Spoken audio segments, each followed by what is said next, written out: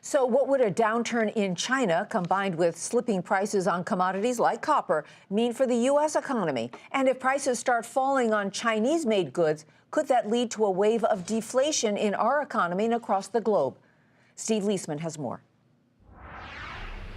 With China now the world's second largest economy slowing, the inevitable question being asked is, what does it mean for the rest of the world, and in particular, the United States?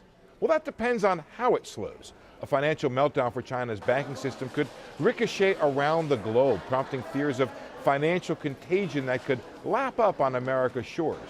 While that's a worry, it's not seen as the most likely outcome. Most economists see a more orderly cooling that, for such a big economy, would have surprisingly little impact on the developed world.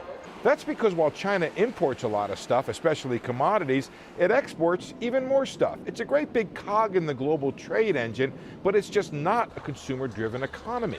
Consumption in China is less than half of its total GDP. In the U.S., it's 83%.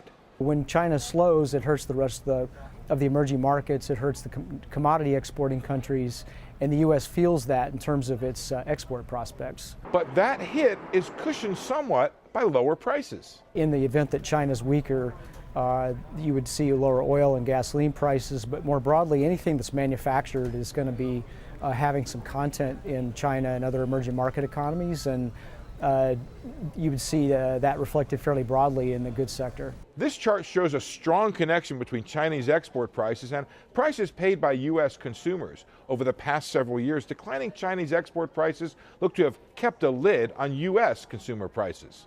So while a China slowdown worries some U.S. investors and companies with big stakes in its economy, a more general reason for worry would come only with a financial meltdown, not just a slowdown in Chinese growth. For Nightly Business Report, I'm Steve Leisman.